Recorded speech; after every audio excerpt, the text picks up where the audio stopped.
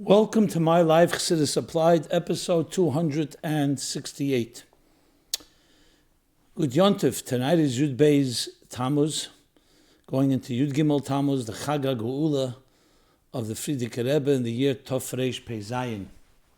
Arrested for what they called counter-revolutionary activity, which was basically harbotzas and hafotzas haTeira v'Yadus, his strengthening and bolstering Teira and Yiddishkeit in the country which was called Machere Mosach HaBarzel, behind the Iron Curtain, or Medina Ahi, as the Rebbe often referred to it, that country.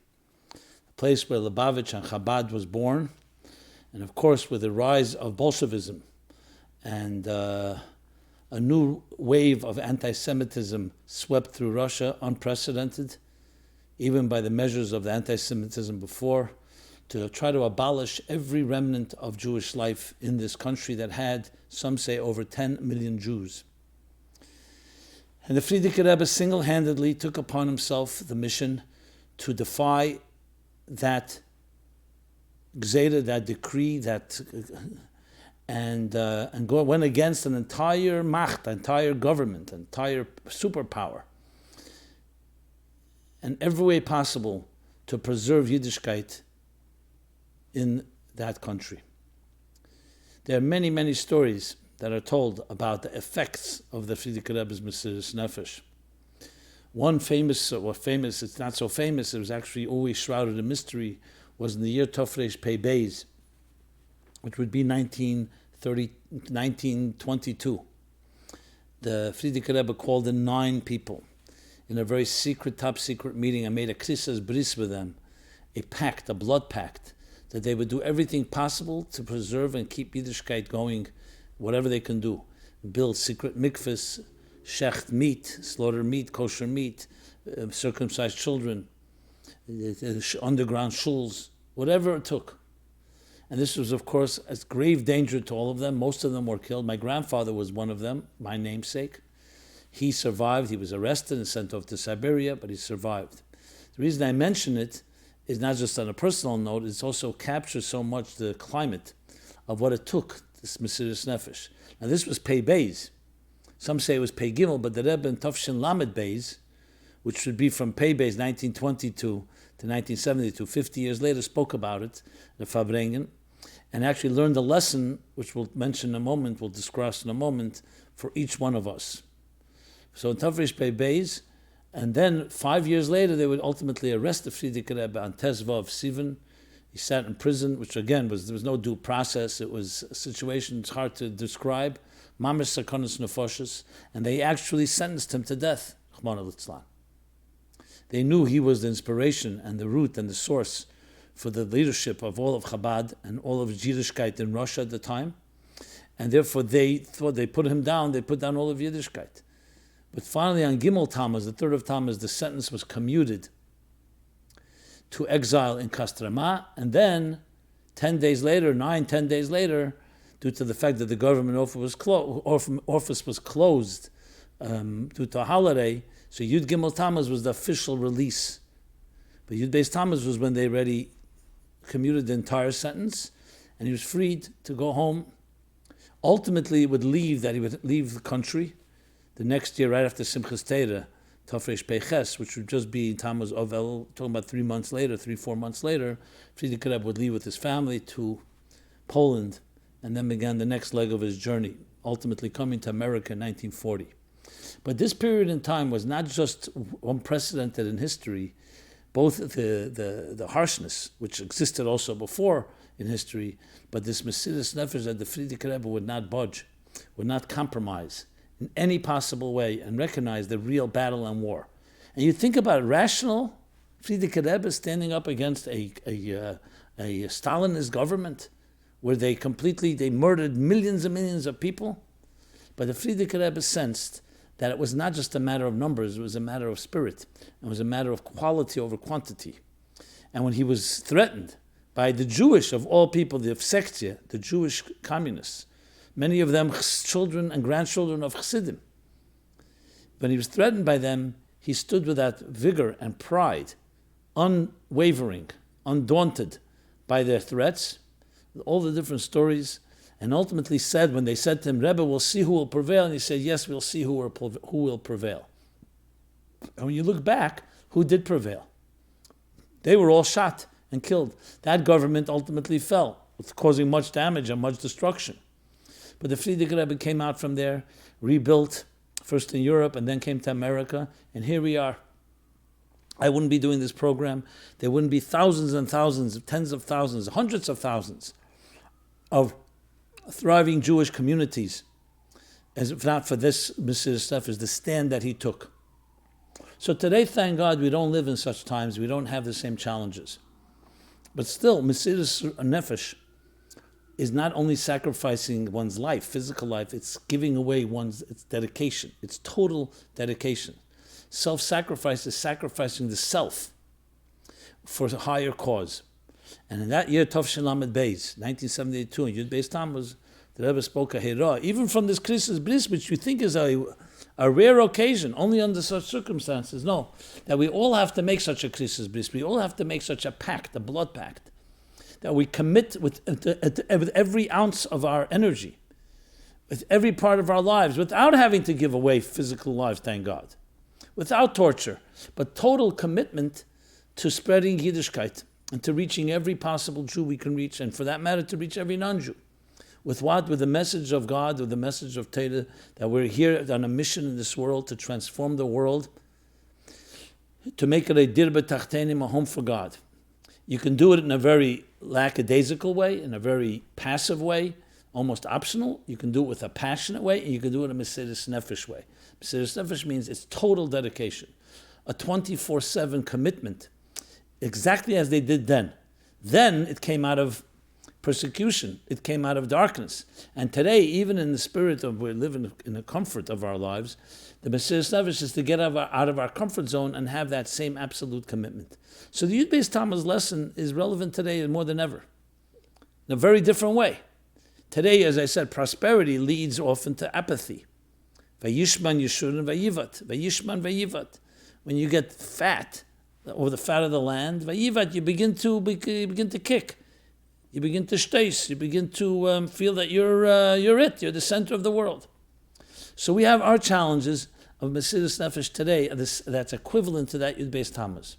So though it is now Petofresh Pezayin, now we're in Tofresh Ayin Tes, so we're talking about Tofresh Pezayin would be Tofshin Ayin Zayin would have been 90 years, I'm sorry. It's 92 years when it happened. Yet, and completely different circumstances, yet the mission and the lesson is the same.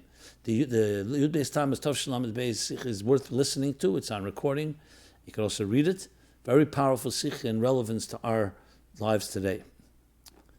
It connects also to the Parsha Balak. Balak was yet also another Parsha, another chapter, where Bilam was commissioned by Balak to do what? To do exactly what the communists wanted to do, to curse the Jews and to annihilate them. Bilam, of course, was a prophet, so he couldn't say what God did not tell him to say. So instead of fulfilling Balak's wishes, he prophesied, but the greatest blessings came out of his prophecy. Mateva Elecha Yaakov. How good, how kind, how great, or how beautiful are the tents of Yaakov, Mishkanesechi Yisrael, and so on. He even prophesizes the prophecy of Mashiach comes out of the mouth of Bilam, not out of the mouth of Moshe. Why? Because out of darkness comes a light that even Kedusha, holiness, can never bring.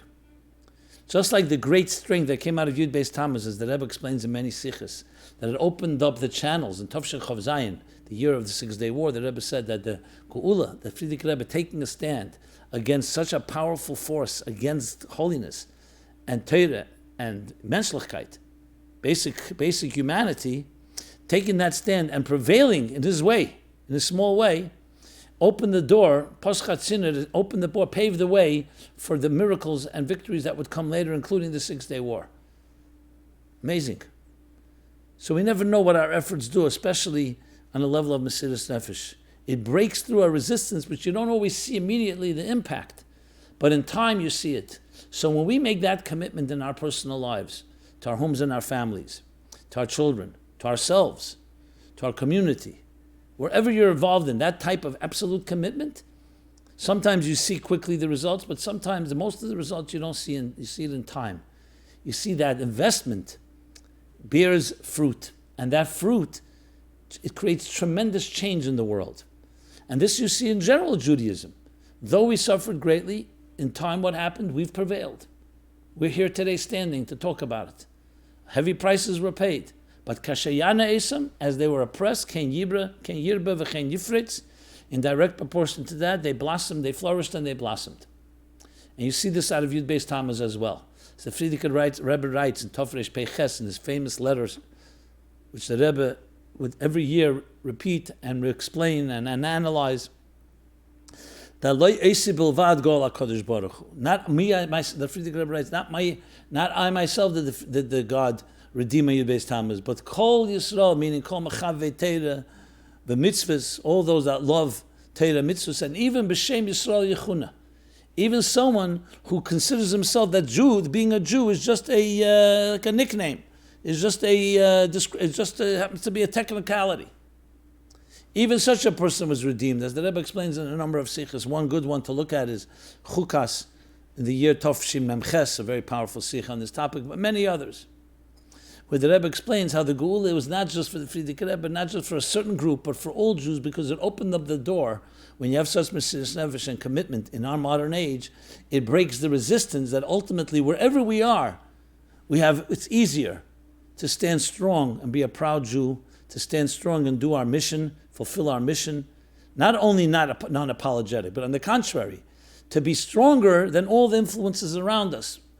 And the fact of the matter is, the one with the more resolve is the one that prevails, as the Frierdiker Rebbe ultimately prevailed. So Balak is the same story. Bilam's, the curses become blessings, and the greatest blessings of all. Now, before we continue, I want to just dedicate this program in the merit of the Rebbe Shlucha Dver Elei Bas Yafa Liba. May she be blessed with a complete and speedy recovery. As always, let me use this a moment for making a few announcements. Every question you ask will be addressed. You can pose and submit a question at a new site that we created dedicated to this entire program and its derivatives. It's called Chassidisapply.com. There you can anonymously post any question. There are many questions that are coming in, so you may have to wait a little till I respond to them, but they will be responded to. You also can find there a bunch of archives of all the archives of the previous episodes, now 267 episodes, as well as essays of the last 5 years of the essay contest, of people of all walks of life submitting essays that do exactly that, bridge Chassidus in addressing the contemporary issues and challenges of our lives. So with that said, let me cross-reference this topic of Yud Beis, Yud Gimmel Tammuz, and Balak to episodes 73, 123, 169, and 218. When you go there, those episodes, which are all archived, as I said, in my life, Chassidisapply.com, you can the YouTube version has it all timestamped, so you can go directly to the topic where this is addressed. But being that this is already the 6th year that we're doing My Life Chassidus Applied, so you can imagine we've spoken about these topics almost every year, and that's the references that I'm referring to. So see what I've said now is complementing what was said then, and you find a full array of materials on literally almost every subject, including, of course, the timely subjects like we just spoke about tonight and tomorrow and Tuesday being Yud Beis Yud Gimmel Tammuz, the Chag HaGeula, and Parsha Balak this week. Shabbos will also be Shivasa B'Tammuz. Shivasa B'Tammuz Nidche, because at Shabbos the fast is pushed off till Sunday. So next Sunday we'll talk about that more in detail. But I'm mentioning it because it's coming to Shabbos as well. And Shabbos itself transforms also a negative into a positive, because you don't fast. So what do you have? The positive side of the fast is the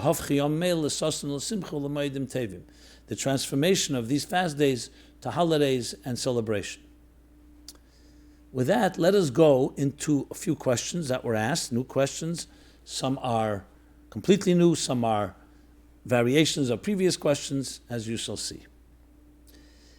Okay, being that we're in the summer months here in this hemisphere, and in Israel in this upper hemisphere, so here's a question related to that. Dear Rabbi, about bringing in, what is Chabad custom regarding bringing in an early Shabbos?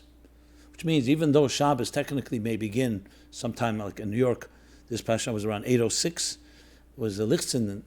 So there are those that want to bring it in earlier, whether it's for children or for community or different reasons that you can start a Shabbos early. So, dear Rabbi Jacobson, I, Baruch Hashem, have 7 children from an infant age to 12. These late Shabbosim are stressful and difficult. The young kids under 5 obviously fall asleep before the Friday night meal. The 5, 7, 9, and 11-year-old all insist on staying up until I come home from shul and start Kiddush close to 10 p.m. There is often grumpiness, fights between the kids, sleepiness by the table, and the kids are tired the next morning. This puts stress on my wife, but no matter how hard she tries, they will not go to sleep. It is so much easier in the winter when we make Kiddush at 7 p.m. and have a lovely family meal with Divrei Torah, Nigunim, and Chassidic stories. There are minyanim which do Kabbalah Shabbos around 6:30 p.m., even in the summer, so the families can have a proper meal. Is this okay according to Minig Chabad to bring in Shabbos early, as it states in Shulchan Aruch? Shulchan Aruch states clearly you can. I have heard many people say that it isn't our Chabad minig. Yet I've also heard that the Rebbe davened Kabbalah Shabbos early a few times. What comes first, family Shalom Bayis when it is according to Halacha, or minig Chabad? Thank you. Yes, so Api Halacha and Shulchan Aruch is very clear you can do it earlier. I did not hear about the Rebbe davening earlier, but if anybody has information, please pass it on to me, the Teilus Harabim, the Tevis Harabim, and I'll share it in the next programs. There is an answer to the Rebbe Tetzach, who's doing a Shabbaton, welcoming people to the community. They wanted to make an early Shabbos for the Pigisha. Pigisha it was called, which means like a meeting, an encounter with Chabad. The Rebbe basically wrote that it's not the Minig HaMokim. Now, that was taken to mean either Minig HaMokim means 770, where the Rebbe is, that's not the Minig, or a Chabad in general. So that's correct. But either way, that not necessarily reflects a situation where you're talking about children and the circumstances. The Rebbe was talking about a policy. Tzach is bringing people, these are adults, to set a policy to do early Shabbos. It's not the custom by the Chabad, which doesn't mean al pi halacha it's completely acceptable. It's not our custom. It means either the Rebbe's custom or Chabad in general, as I said, both options. But regarding situations where, let's say, the children Shabbos is very difficult, or Shalom Bayis issues, I have not seen from the Rebbe, but I would say, and this may be going on a limb a bit, because I don't have a direct source, and I'm stating I don't have a source, that based on certain circumstances, if you ask a Rav or you ask a Mashpia, Chassidic Mashpia will probably make an exception. Not as a matter of policy, but as a matter of convenience and practicality under certain circumstances, which also explains why in some Chabad houses they do it, because simply people wouldn't come or they couldn't come if it was very, very late. This is not a matter of policy, it's a matter of practicality based on the halacha. But if you have the option, like the Rebbe said to Tzach, especially in the Rebbe's Daled Amos, the Rebbe said not to do it, which means I'm not our custom here. Which would also, of course, leave the impression, though, those that come, that this is something Chabad does. So you also have to be careful, especially when you're doing it around the Rebbe's particular personal environment, meaning 770 and so on.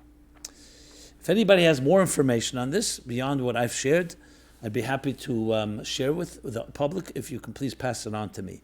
And where can you do this? Again, at chassidusapply.com, you'll see there's a form where you can submit anything. If you want to leave me your email address, you have to put it in there, because if you don't, as I said, it's completely anonymous. Excuse me. Next question. What will Chabad look like in 30 years? Hi, Rabbi Jacobson. Thank you for your consistency to this program over the last few years. That itself is a lesson. On a previous episode, you made mention that the mission of Chabad Chassid hasn't changed since Gimmel Tammuz.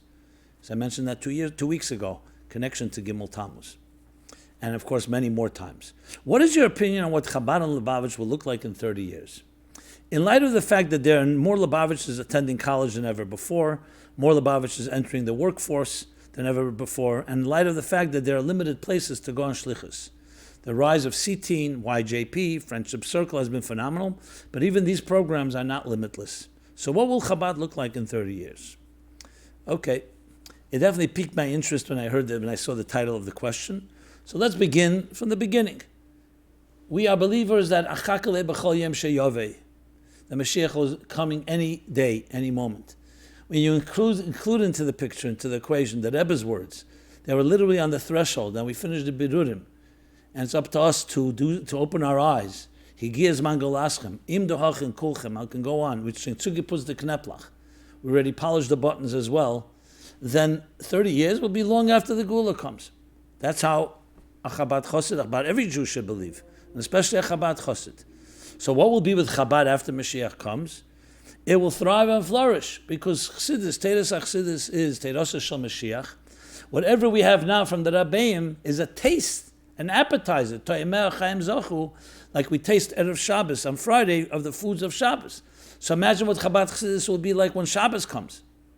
We'll be thriving, and all over the world, when we say, Mola Aris Deis Hashem Kamayim Layam Mechasim, the entire world will be filled with divine knowledge as the waters cover the sea.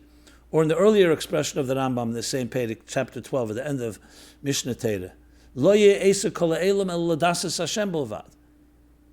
The business of the world will be nothing but knowing God. And how do you know God? When you learn Chassidus. So Chassidus Chabad will be beyond any expectations. They'll need teachers, people who learn Chassidus, people who know Chassidus from before the Gola comes. So that is the best scenario, and what we hope for and we believe in every moment will be the case. So 30 years we'll be reunited with the Rebbe, reunited with the other Rabbeim, will be reunited, and the whole world will change, and Chassidus Chabad will reign supreme, not as a movement, not as a maflega. The Alter Rebbe didn't want a party. As Teres Hashem, Divrei Elokim Chaim, that will teach people about God, and that's when we learn Chassidus all day long. And everything will be directed and guided. So Chabad has a very bright future when you look at it that way. If Chas v'Sholem, as the Rebbe always says, Mashiach haltzachop nochatog, Mashiach delays for another day, for another hour, for a short while, we have our work cut out. I don't want to say 30 years. It's not the way a chassid, not someone that's heard the Rebbe speak, would speak about making plans for 30 years. But why did you ask about tomorrow? Whatever's tomorrow is 30 years. If Rahman al-Itzlan, Mashiach doesn't come in 30 years, the work is cut out for us. We have much to do. Continue to teach Chassidus, to learn Chassidus, because that is exactly what Teres Shel Mashiach is. So whatever we're doing has to increase. But we don't think like that. As I said, I reiterate again, we're not thinking about 30 years down the road. Now I know what the question is trying to say. What will happen with the culture of Chabad? If Mashiach, God forbid, doesn't come, what will happen? So as I said, Chabad is not a culture. Chabad is a Torah movement. It's like asking a question after Moshe Rabbeinu passed away. What will happen with the Torah? What will happen with mitzvahs? What will happen with the Jewish people? So look what happened. It's 3,300 years later. Am Yisrael Chai. Torah is nitzchis. Ani Hashem le'shanisi. Ubnei Yisrael le'chal yisam. God does not change, and the Jewish people never, God forbid, will be annihilated. And though we have our challenges, and there are plenty of challenges there are, we continue to be, because we are standing on the shoulders of giants, and we're standing above all on Torah mitzvahs. Va'atem hadveikim chaim kulchem hayem. Va'atem hadveikim b'Hashem Elokechem chaim kulchem hayem. When you cleave to God, the source of life, you remain alive. So Chabad is, of course, a chiluk of Torah, a chiluk of Klal Yisrael. So therefore, I'm not worried about Chabad. If you're talking about the cultural elements is not the discussion on Chassidus applies. It's not the discussion that's more of a anthropological or sociological study. That's not really the scope of this discussion here. That will live on, and those that embrace it will live on with it. God forbid, like the Rebbe speaks about, in general, those that, God forbid, in some way compromise the relationship with Torah, ultimately the Yiddishkeit does not also last. And they usually disappear, or they return to it. So the same thing is with Chabad. As far as shlichus and the forms of shlichus, as I said, there's 7.5 billion people on the planet. A lot of Chassidus has to be taught. So we have a very big job ahead of us. And that's where the Mashiach, which we're sure will come before then, and Chaz v'Shalom haltzachap atog, he delays by a day, we still have that work. That's the reproach that I've been trained to how to respond to in the question of that nature.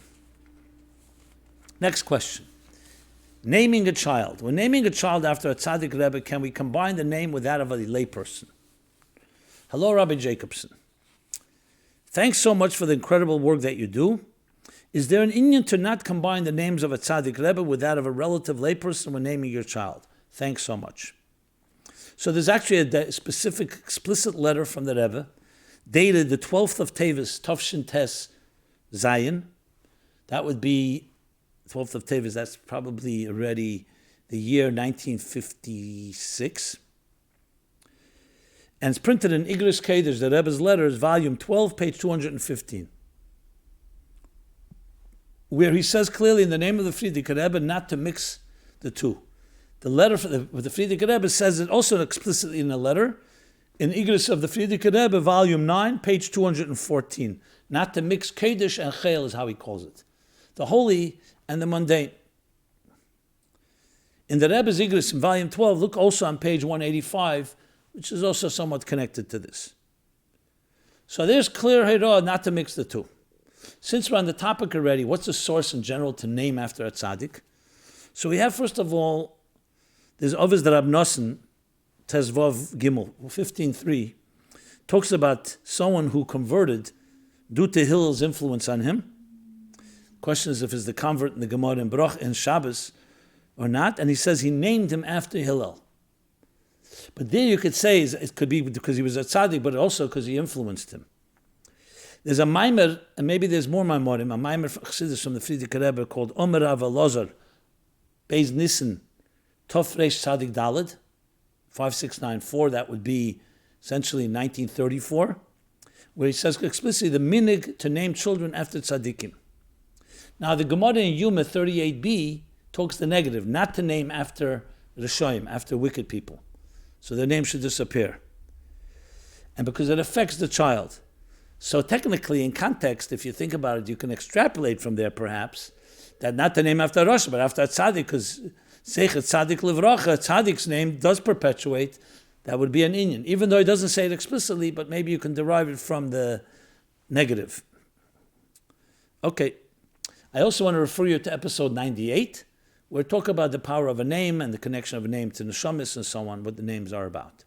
Now, if anybody has more information on this topic or any topic that I've addressed, please share it for the benefit of the public and for all people.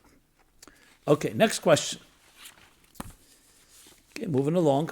These are questions, as I said, have come in the last few months. Some of them are more recent, all depending on the topic, which we choose every week, what to group together. Next question, should we be concerned with secular values seeping into Chabad ideology? And here's the specifics.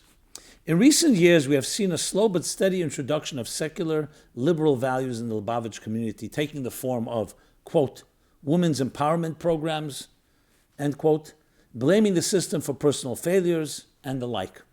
While all these ideas sound beautiful superficially, as Chassidim, we all know what our stances on these issues are. While Lubavitch generally takes pride in being extroverted, unintimidated, and ready to take on the world, at what point does our openness become self-destructive and essentially un-Lubavitch? As we know, the Rebbe's approach was rarely head-on collision, but rather superficial acceptance, while coyly redefining the idea to the point of compatibility with Chassidic values. This tactic served as a useful tool in enabling non-religious Jews to identify with Torah without feeling ideologically attacked. The problem is that Rebbe was a master of acceptance, quote-unquote, without compromising Chassidic values. We are not as talented, and it's much easier for us to lose ourselves in this game, no matter how much iskashus we think we have. Do you believe my concern has any legitimacy to it? If you do you see it as ultimately inevitable and a manifestation of what we can only call Yeridas Hadedas, the descent of generations, as misnagdish as that may sound? And if you do believe it is inevitable, at least in some ways, is there anything we can do to slow down the process? P.S. As a Baal Tshuva, this issue particularly concerns me because Yiddishkeit provided a sense of ideological stability, which was very beautiful to me coming from a reform, wishy-washy background. The idea of blurred lines in the Chabad community is very unnerving to me because Chabad has always represented a certain steadfastness and stability rarely found in other Jewish communities.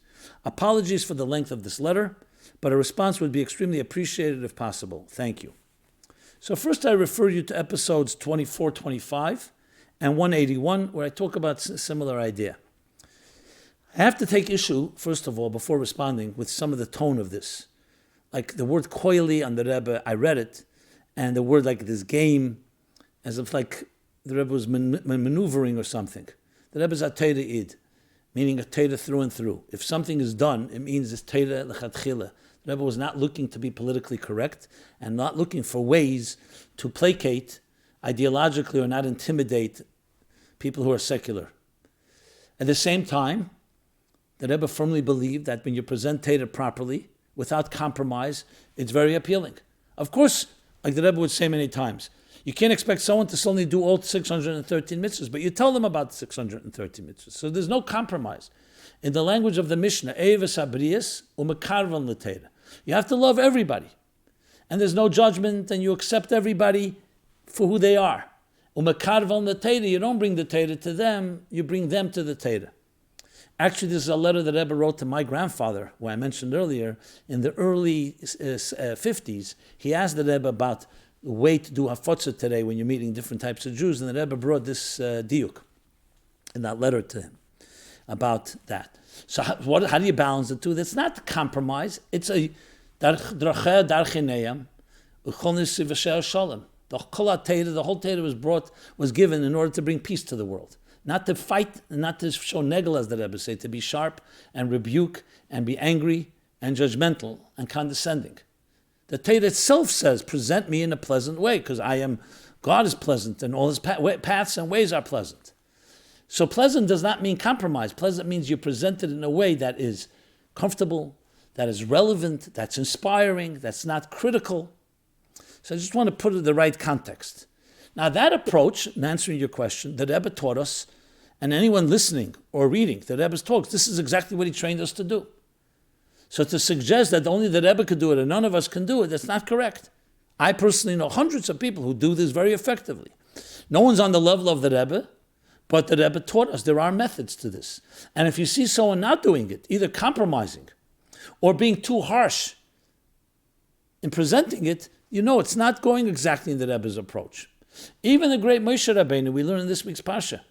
Actually, I said in the last week's Parsha, Chukas, yesterday's Parsha, that Moshe hit the stone when the Eibishter told him to speak to the stone. The first time he told him to hit the stone. So one of the lessons of Chassidus is that even if someone's like a stone of heart, a heart of stone, I should say, you don't hit it. You have to talk. Find the right words. Words from the heart enter the heart, as the Rebbe says time and again.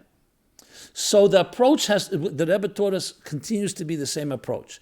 The fact that values that are not Chabad, or not Torah, I should say, secular values seep in, that is an unfortunate fact to those that either do not hold on to the values that way they are, or they don't understand what those values are. And frankly, there are things that we do learn from the world, but as the Rebbe taught us, you learn in a way, Chochma Bagoyim Tamin, certain things, not that they inform Yiddishkeit, but we can learn certain things from modern techniques and methods. But only when it's al pi halacha and al pi Chassidus and a mashpia and a rav say so, just as an aside. But above all, we don't need to rely on that.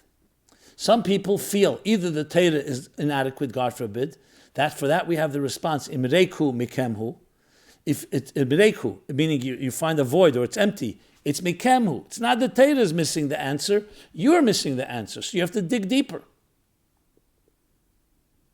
Or it's someone misunderstanding what the Torah says. So with all due respect to everybody, there is no need to introduce other values into Torah and Yiddishkeit. We have everything we need. Certain things we learn al pi Torah. Yes, we learn. The Rambam Alter Rebbe says in Tanya that you can learn avodas Hashem from things that are even chochmas ha'elam, and there's ajocha pratis and so on. But that's not really the scope of our conversation. So those that really hold on to what the Torah says and know how to present it will have everything we need. So presentation continues to be in a sensitive way, at the same time that it's you don't compromise the standards, and it can be done. We all make our mistakes. I try to do it, and I believe I've done it so successfully to some extent. And it's something that we can do. And if you have questions, you ask somebody to make sure you're on the right track. So no, it's not inevitable that things have to seep in, because if you stick to the sources, which is more important than ever now, precisely because the Rebbe is not here, Begashmi is for us to go and check with him, to stick to the sources of what the Rebbe said and make sure that you're really authentic and keep maintaining the integrity without any compromise of the sources is more vital than ever, because that keeps us honest and keeps us grounded and makes sure that it's all based on a Torah perspective. When you have that, you can then translate it and present it in many different ways, and I can talk from my own experience, even to people who have no inkling and no idea what the Torah is. But only when you're grounded. What you find is the two problems I mentioned. Either it's not grounded in Torah, so of course people will wander off from the Torah approach, or it doesn't have the proper darkeneim, the sensitivity necessary to present it, which also is not really understanding the Torah. It's just taking it either literally or presenting it in a didactic and dogmatic way, in a judgmental way. So the teichen may be right, but the presentation is wrong. And we need both. We need eris and kelim, which means consistent with what the Torah says, but presented in a tzuk gengliche, in a comfortable and in a relevant way that people can relate to on their terms. Just like any good teacher teaches students, doesn't just teach all the students one cookie cutter model, is able to present the idea, educate the child according to his or her way, and customize. That doesn't mean compromise, it means customize. Take the idea in its full integrity and full truth, and present it. Sometimes to do that, you need examples. You have to spoon feed it step by step. You can't always teach the whole idea. And that, of course, requires a special expertise. So if you can't do it yourself, ask others who know the Rebbe's methodology. So I agree with you completely. We don't need to be wishy-washy. We don't need to in any way be compromising and blurring lines. But for that, you need to be somewhat grounded in the sources, have that scholarship behind you, and also the way to present it in the most pleasant and beautiful way, which is, of course, the Rebbe also taught us how to do. Next question. Apathetic davening. How can I address my apathy to davening and make it a meaningful experience? My question relates to davening not being meaningful for me. There are two parts to my question. I'll address them one part at a time because they're somewhat separate. Number one, how can I address my apathy to davening and make it a meaningful experience? I am a husband, father, meaning I have what to daven for, yet I find the davening experience unengaging and I'm completely disinterested. Whilst I daven Shachris daily, mainly Shema, Shema Nesra, I often will miss Mincha Ma'ariv. I don't forget to daven them most of the time. I remember, and yet I have no desire or interest to actually pick up the siddur and daven. When I do daven, I attempt to do it in the briefest way possible, often skipping to the main parts and reciting them quickly, as if it is a burden I must get through. The same applies for benching. So firstly, as you may know, part of this My Life Chassidus Applied series, because davening is so fundamental in Chassidus, we've been talking about this in a on and off way during many of the programs. So I want to just refer you to episodes 19 and 20, 133, 199 through 201, 203, 253 through 258. And many of those episodes I address this question. It's in a way, I don't want to say lost art, but it's an art that many of us have not really been taught, the art of davening, not in yeshiva and so on. So there I discuss it somewhat. The bottom line is, I have Ezu Aveda Shebelev Zuhi Tefillah. What is the service of the heart? This is davening. So let's just put it in simple English.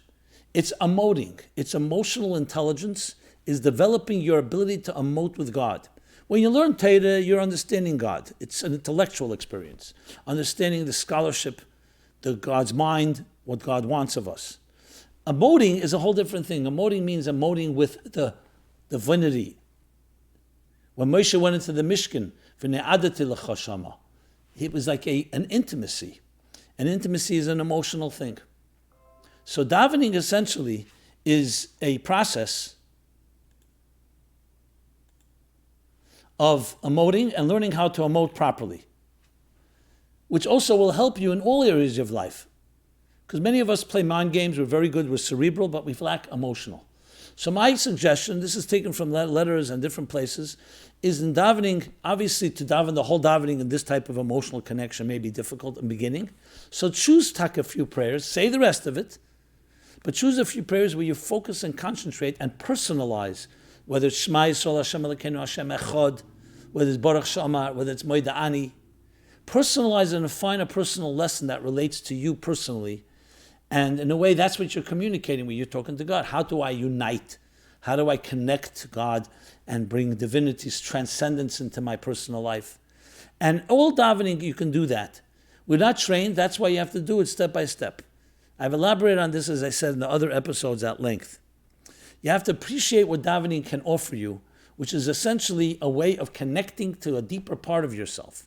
Your neshama, chelik Elokim and mamish, in a personal and emotional way, not just in a cerebral, abstract way. There's much more that can be said, but that would be how I would begin. Unfortunately, the apathy is coming from habit and routine, seeing others do this and the way we grew up. So to change this, you have to do something unique. So I would suggest, whether it's Shachris, Mincha, Ma'ariv, always daven, but find one or two prayers that speak to you personally.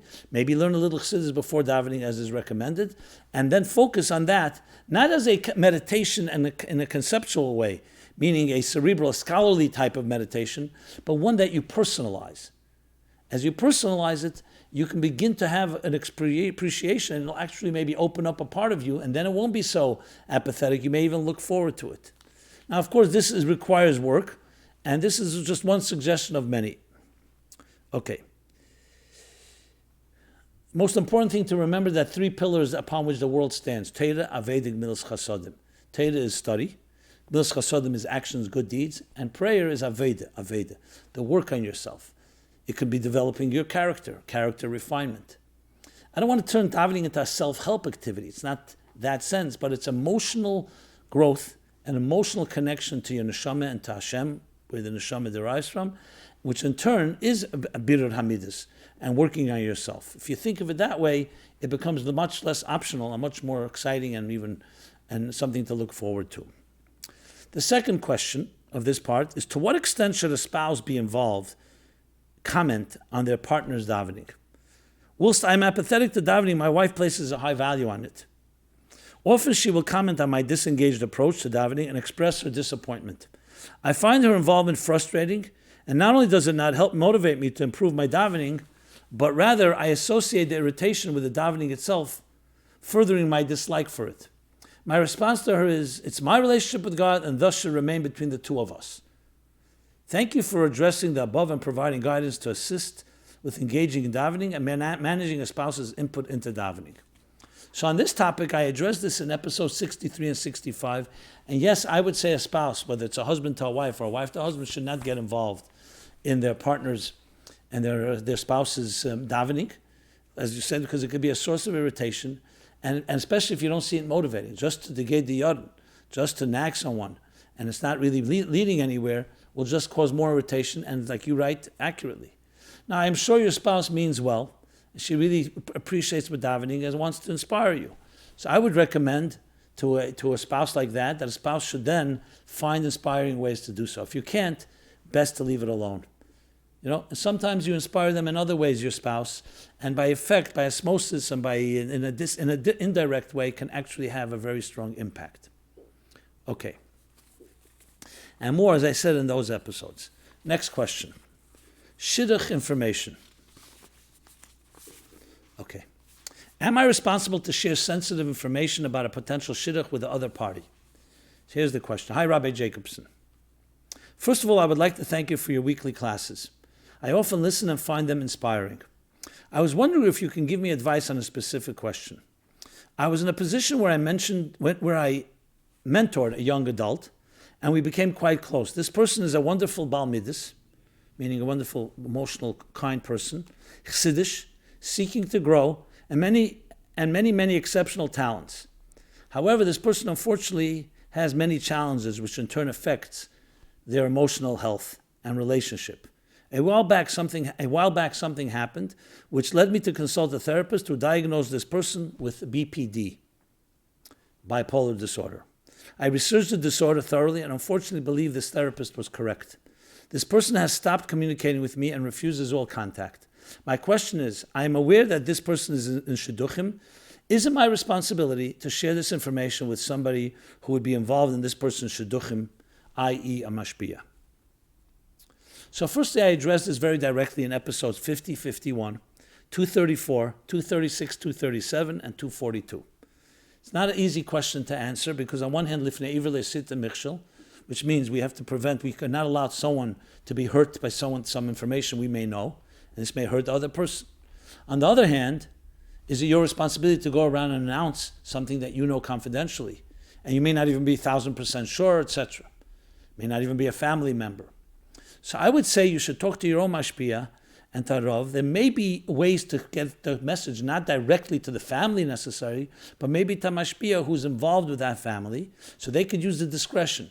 Because the question that I addressed as well is, let's say, does a person with BPD or other issues like that have to tell somebody up front? So this answer to that is always, if it affects the person and will affect the marriage, they have to tell them. The question is when.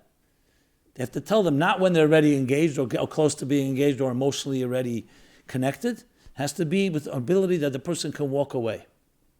So that someone has to make that decision when to do so. And if you take that in your hands, you can be intervening. It's not your role to do so. So I would say it's important to look into it and see whom you can tell in a confidential, discreet way, who will know wisely when and if it should be said, if necessary, without hurting anybody. This is a subtle matter, and that's why it's case by case, and more than that, requires knowing more details, and as I said, talking to the parties. I don't know your role, I don't know who you know, and so on. But not to ignore it completely. On the other hand, also be careful. It's not just go ahead and announce it and so on. I don't mean announce it in the streets, obviously, but even to the right people, it has to also be done with the right discretion. And more on this is in those episodes that I referred. Let's do some follow-up now. First of all, follow-up Gimmel Tammuz, 2 weeks ago. Dear Rabbi Jacobson, thank you very much for the weekly episodes. They are absolutely beautiful. In the previous episode discussing Gimmel Tammuz, this is episode 266, I realized you wouldn't mention the words Yem Hilula on Gimmel Tammuz. It seemed like you were trying to avoid saying it by all means. If I may ask the reason for that, I listened also to other Chabad rabbis about Gimmel Tammuz, and they did mention it as a Yem Hilula. I'm just wondering out loud, what's the reason for it? Hatzlacha Rabba. Okay.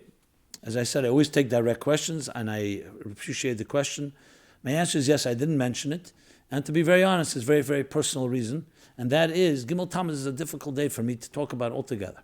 I talk about it because, as the Frierdiker Rebbe said, it's hard to talk, but it's hard not to talk. It's hard to talk, but it's harder to be silent, rather. Because it's an important day that we have to address, but it's a mysterious day. And frankly, I would prefer not to talk about it, but I have to, so I do. Now, to use terms, I'm not going to make a designation. It's my personal choice to avoid using any words that just I find difficult to express. Is it a Yem Elula or not? I'll let other bigger experts determine. Is it a yahrzeit or not? Let others determine as well. This should not be misinterpreted as some type of childish or some type of crazy idea. It's a personal choice. So Gimmel Tammuz is an expression many of us use simply because it's difficult to talk about such a sad day. And yes, the Rebbe is not here, Begashmiz. And yes, the expressions used on previous tzaddikim and rabbeim was Yem Elula, yahrzeit, stalkus. Yem Elula actually is a positive word sometimes. Elula is connected also to celebration, like a wedding. Say it on Rashbi, Yem Elula de Rashbi. I just find it difficult to say on the Rebbe, and that's why I didn't say it. This should not be interpreted one way or another. I'm not telling people what to do or what not to do. It's my own personal choice. You got it right. And that's all I really can say about the matter. But it's not a shita, it's not a principle one way or the other. It's just my own personal preference. And I think I talked about the subject. I didn't need to use any words, so I used that. And let's leave it at that. Okay. Pidyon nefesh. So we talked about the root of Pidyon nefesh, and I spoke about kol of going to the Moras Machpelah. It doesn't say clearly Pidyon nefesh there. And yet, someone wrote, Rashi says he went to the Kivrei Ovis to pray that he not become ensnared with the spies. That's correct. To me, that is the very definition of a Pidyon nefesh. Pidyon nefesh means to redeem a soul. So by not being ensnared, he's saying that exactly is Pidyon nefesh. It's interesting, by the way, the Pidyon nefesh, even though we ride the pan, Pidyon nefesh was always a Pidyon, like a Pidyon haben, or Pidyon shvuim, is by paying something. It usually refers to the tzedakah you give to the Rebbe, and he should intervene on our behalf. But we also include with it a note, and we read Pidyon nefesh on that. So he's saying Pidyon nefesh is exactly what Kalev did. Obviously, Kalev went to Kivrei Ovis. But my nafkamina, what difference does it make between Kivrei Ovis and tzaddikim who are alive? We know that the pan we submit will surely be received by the Rebbe. Meaning we gave the Rebbe a pan, not just when you go to the Ohel, before Gimmel Tammuz. We know that the pan we submit will surely be received by the Rebbe, just as if he took it from our hand. That's today. Although I heard a story, I believe it was from one of the Raskins trying to deliver a pidyon to the Rebbe in the year before his Nesius. meaning 1950, Tovshin Yud, and the Rebbe told him to visit his father-in-law at the Ohel. The Chassid replied, "It is not our custom to daven to a chair." And the Rebbe took the Pidyon. Bottom line, Yesher Koyach to you for all your efforts. Okay, some additional points I just read. But bottom line is, yes, I would say Kolav, in that sense, the spirit of Pidyon, just the language Pidyon nefesh is not used there. But the idea, yeah, you could say it's derived from there. Okay, another follow-up. Next follow-up is polygamy. This was last week's episode, 267. Hi, Rabbi Jacobson. Thank you for your inspiring speeches in Melbourne over Gimmel Tammuz. Last week I was in Melbourne for Gimmel Tammuz, Shabbos, and a few days before and after, in Sydney and Melbourne for bringing and speaking. So this person is referring to my being there. So thank you for your inspiring speeches in Melbourne over Gimmel Tammuz. I was exceptionally impressed that even though you were overseas, you still recorded an episode of My Life Chassidus Applied, which was last Sunday. Though I was in Melbourne, I recorded it beforehand. Judging by your usual backdrop of Sfarim, it would seem that you recorded it before you flew to Australia. That is real dedication, and I am very inspired by that. At the Malava Malka in Melbourne, you spoke about the importance of being committed to shiurim, to classes, and I can see that you do exactly that. I hope to strengthen my own commitment to shiurim based on your inspiration. Kol hakavod. I have a follow-up question about polygamy. You mentioned that the Torah's allowance of polygamy has to do with the spiritual significance of the possibility of having several makablim, several recipients, for one mashpia, one transmitter, one zachar, one male.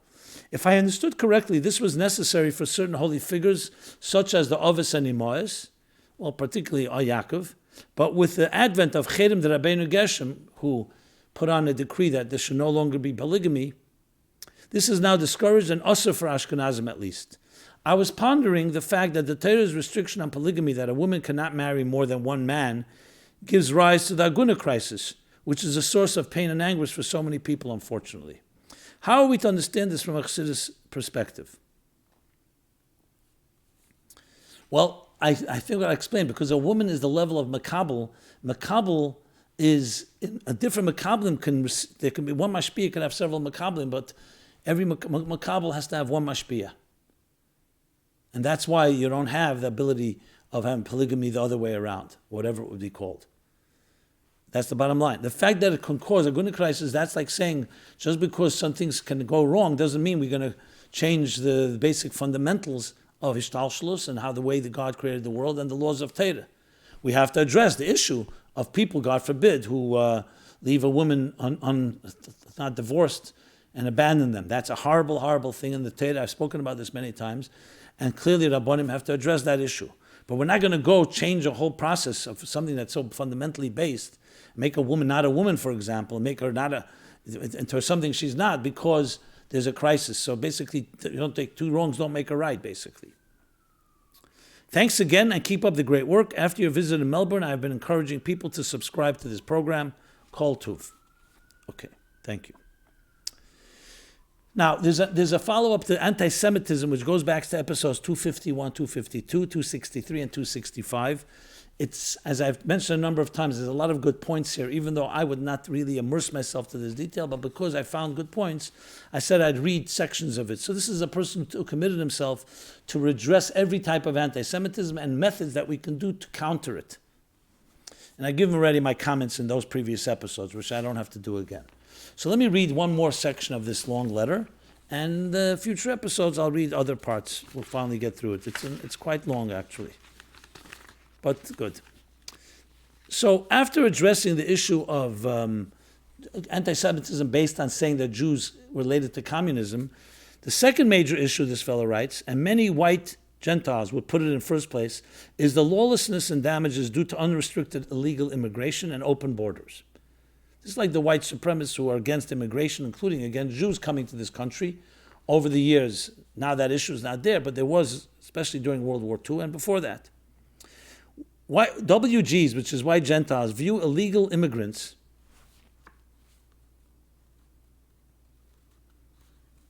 just a second. Okay, they view illegal immigrants as an immediate and dire threat to their well-being. They are outraged by crimes committed by illegals and at having to support them with their tax dollars. They see wages stagnating due to the huge influx of labor. They see the greatest country in modern times descending into third world status. This is a major agmas nefesh to WGs, white Gentiles, much anguish, whose ancestors had sacrificed to build and defend America. Some well-known organizations like the Hebrew Immigrant Aid Society, HIAS, are viewed as Jewish organizations, even though they are liberal organizations whose mandate has changed dramatically over the decades. These organizations are at the forefront of pushing for open boundaries. In addition, there are long lists of non-Orthodox rabbis and rabbinits, who have publicly signed their names to proclamations calling for open borders. This call for open borders is based on a twisted and distorted interpretation of Tikkun Olam, which is not the Torah definition of Tikkun Olam. And a person adds a great link which explains this in detail. It is a major issue for WGs, white Gentiles, is that if, God forbid, the country spirals down into third world status, socialism is great until you run out of other people's money, as Margaret Thatcher said. Jews have the option to run to Israel, while WGs have nowhere to run. We as a community must publicly proclaim the Torah definition of Tikkun Olam and unequivocally disassociate ourselves from open borders. Okay, well, you know what? That's questionable. Some will say we don't have to go to extreme. Certain open borders are acceptable, and everything has its limits. There are government laws. My point, as I always say, with anti-Semitism, the best approach is the positive approach. I'm reading it because, as I said, I find value in it, but I don't know if open borders or not open borders is going to make the difference of what our position. Anti-Semites and anti-Semite, and just looking for an excuse. That doesn't mean you have to feed it. You have to always be discretionary. And yes, we could have the concept of chesed, of having open borders. The country always believed it's not open borders, but certain limited guidelines for allowing in others from other countries. So that's not the terrible thing, and I wouldn't go with this extreme approach. Okay. With that, let us go on to the Chassidus question of the week. Chassidus question is on chapter 15 in Tanya. In the beginning of the chapter, the Rebbe says, meaning the Alter Rebbe, that the difference between a tzaddik and a beinoni is that a tzaddik is an eved and a beinoni could be an oved. The Alter Rebbe speaks there about what it says in the Pasuk in Malachi, avodei v'lo avodai. It says, the Lashon is exactly like this. Let's go to Perek Tezvav.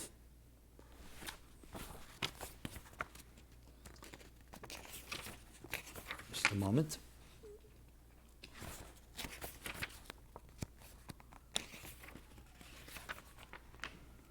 V'shaftem v're'isam bein tzaddik u'bein rasha, bein oved Elokim l'asher lo yavodei, which suggests that a tzaddik is not the same thing as an oved Elokim.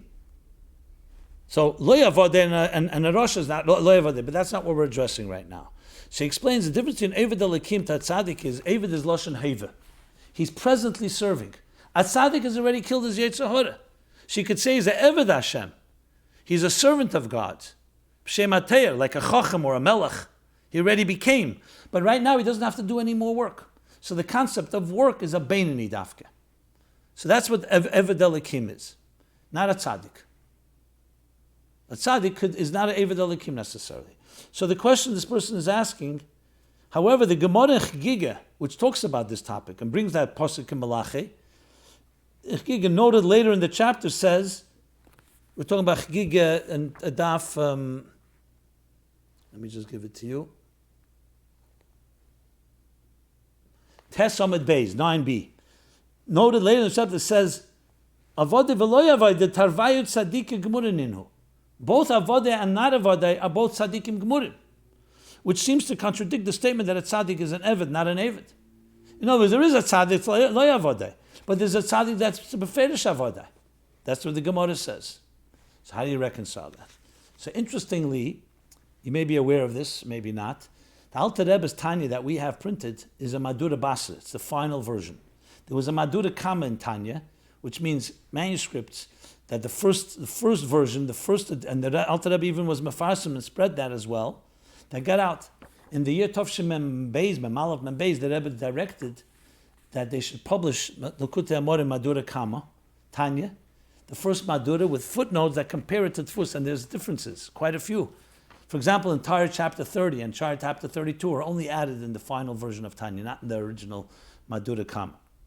So the question that he's asking is, The Alter Rebbe actually answers in Madura Kama. For some reason, he took it out in the Madura Bas, in Perek Aleph of all places. So if you look in chapter 1, when he talks about tzaddik bein nirosha, he says there's the concept of let me just open it up here. Shema Mushal. That someone that's called Nikrat Tzaddik who Shema Mushal in Nischar ve'enish. When we say somebody has Rubei mitzvahs and Miyut Avedas, that Shema Mushal is called a Tzaddik. He's not actual Tzaddik. And that's why the Tanya says that Tzaddik Gomer is actually someone who doesn't have any Avedas, and his Yetzer Hara has been killed. 2 levels in that Tzaddik Gomer and Tzaddik Sheina Gomer. So then he goes on and says, V'chein hoda amrina b'chigige, the Oved, v'ashaloyavadu tavayet tzaddikim gmurim, this exact language. That what it says in Chigige, that both the Oved and the Loyavade are both called tzaddikim gmurim, who gamkin shem hamushal bevadai. V'derech havora ba'alma. It's only a shem hamushal, it doesn't really mean the tzaddik. It's only in passing, it's only an expression he's using. The Gemara means to say Shem Anoshim Ksherim. They're kosher people, Machzikim B'Teiras Hashem. And they hold on to Teiras Hashem. But it's not really the definition of a tzaddik, Gomer. So he answers that question, he anticipates this in the Madura Kama. So in other words, when it says now, Avodah V'lei Avodai, so when it says Yishim Tzaddik, and so it says the fact that it says in the Gemara that a tzaddik is either oved Elokim and Lo Avodai both, that tzaddik of oved Elokim is not the tzaddik than Tanya. The tzaddik that already has killed his Yetzer Hara or doesn't have aveda to do anymore. He's an eved, but not an oved Elokim. Either Gemara calls it tzaddik, it's only Shema Mushal. The Alter Rebbe already bavorned. You have this concept in other places as well. I think in Torah Eir and Mishpatim, I believe. Yeah, tzaddik madreges odem kosher she'ena rasha. So sometimes tzaddik means just simply, it's a euphemism saying he's a righteous person. And then there's tzaddik in the full sense of the word is what Tanya explains. So the Gemara is using it in the looser sense, like he says clearly in the chapter 1 of Tanya. It's a chiddush in Gemara take, but that's the pshat that Alter Rebbe says in Madura Kama. Okay. Let's now do the 3 essays. So we're doing the essay contest 2019. We'll do each essay. There are 3 Hebrew essays this time. And all excellent essays. You could see people really invested and worked in them. And worthy reading. They're all posted at My Life Chassidus Applied at chassidusapply.com. You'll see that new essays are posted, and if you subscribe to our newsletter, we send you when the new essays are posted. They're all really good. So the first one in Hebrew, כלים, השלכתיים בטיפול. Essentially, intervention tools for intervening. השימוש בחוש הציר, the use of art as a way of intervening and helping a person grow. B'mishnasei of the Rebbe, in the Torah and the Chassidus of the Frierdiker Rebbe. Art. This was Mishael Elmalem. I hope I'm pronouncing it right. Mishael Elmalem, age 41, Jerusalem, Israel. She works in Misad HaChinuch in the education department as a psychotherapist. So this essay, exactly as it suggests, takes Frierdiker Rebbe's take on art in the various letters he's written and so on, and turns it into the difference between chush and kishin, a talent and a skill, and explains how it becomes a mashal, an example for a person's life. And then also the effect of art itself. When you look at art and how it impacts a person, the strong impact is also a vision type of impact. It talks about the 3 different types of tzir. Someone envisions and imagines, which gives birth to a feeling. Another is to be able to remember and recall things that happened in the past by imagining things. That's a chush hatzir, people who can describe things that happened in the past. And that's someone. And then there's chush bedibur. Hatzir shebedibur hu chush v'tzir shebemaisu kishin. The tzir in describing people have the ability to describe a story very graphically and very perfectly. And then the tzir shebemaisu, someone who actually can paint a picture. That's a kishin, a skill. And then goes on to the 3 images from Raphael, the artist, the one with the animal, with a field, and the one of, one animal, one is the war, and one is a field. So those three, and uses that as well as one as a judgment in a court, which is one of the images as well, one of the art. Beautiful essay, really beautiful. I enjoyed it thoroughly. It's in Hebrew, and extrapolates from it what we can use, how we can learn in our own lives, how to recreate things, how to imagine things, how to use the chush hatziyur, the ability to imagine, the ability to imagine and to vivify a certain scene in our own personal growth and development. Very good essay, excellent essay, very original as well. Next essay. How trust in God is a tool to change reality. Efrat Veber, Beitar Illit, age 32. So this essay, again, as the title suggests, it's exactly that, the power of bitachon. It's difficult, she writes, to live in our generation. Because with all the comforts and all the developments, we have so much distraction and so many things that are confusing us. So to find focus is a very difficult thing.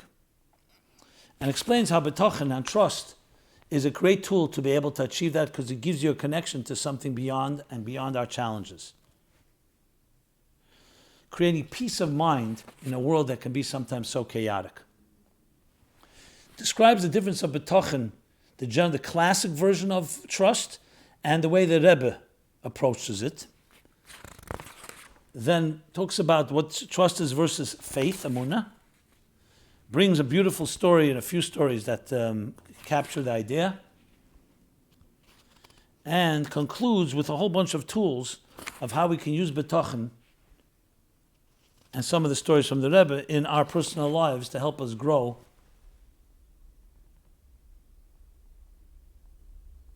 That not only is it about trust, but it's a trust that good will happen in our lives, and that opens up new channels. Okay, that's essay 2. And finally, the third essay for today is Hachrayis Kegedem Achroi B'Chayenu. Responsibility for causing us to be responsible people in our lives. Chaya Mushka Perlstein, age 19, Haifa, Israel, student in seminar based Chana Tzfas.